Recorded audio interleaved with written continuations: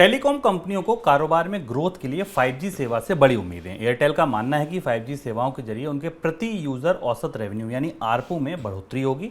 Company का ARPU फिलहाल 183 रुपये है और कंपनी ने इसे बढ़ाकर 200 रुपये करने का लक्ष्य रखा है। अगले महीने की शुरुआत में देश में 5G टेलीकॉम सेवा की शुरुआत हो रही है। हालांकि एयरटेल के मैनेजिंग डायरेक्टर गोपाल विट्ठल ने 5G मोबाइल हैंडसेट की कमी को लेकर आशंका जताई है। सर, क्या आपको लगता है ये संकेत इस बात के हैं कि 5G के आते ही मोबाइल की जो दरें हैं वो बढ़ जाएंगी? हाँ, जिस बात की संभावना में लग रही थी कि 5G पर कंपनियों ने, जैसे कि एयरटेल ने करीब 43,000 करोड़ रुपए के आसपास की बिडिंग की है 5G के एयरवेज को, स्पेक्ट्रम को खरीदने के लिए, उस लागत को कंपनियां उपभोक्ताओं के साथ जरूर बांटेंगी। और इस बात का संकेत स्पष्ट रूप से एयरटेल के चेयरमैन ने जेपी मोर्गन की जो कॉन्फ्रेंस थी उसमें मैं स्पष्ट रूप से दे दिया।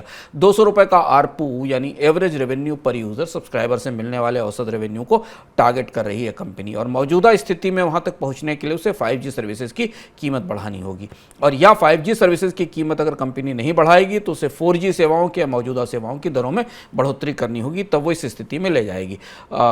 कंपनी ने बहुत स्पष्ट रूप से ये कहा है कि 5G बेहतर सर्विस देगा, बेहतर क्वालिटी देगा और इसके लिए निवेश जो उसमें किया गया उसकी वापसी के लिए उसे दरों में बढ़ोतरी करनी होगी। दूसरी महत्वपूर्ण बात यह कि 5G की दूसरी बड़ी कंपनी जो जियो है, यदि बाजार में एक कंपनी अपनी दरों में बढ़ोतरी करेगी तो इससे बाजार में फिर बाकी कंपनियों के लिए भी दरों में बढ़ोतरी की संभावना दिखाई देगी। तो 5G तो आएगा, 5G का लॉन्च होने वाला है, लेकिन 5G शायद सस्ता नहीं होगा। और या शुरुआत में भले ही सस्ता मिले, कंपनियां कीमत बढ़ाने की एक बार फिर तैयारी कर रही हैं, इस बात के इशारे हमें मिल रहे हैं।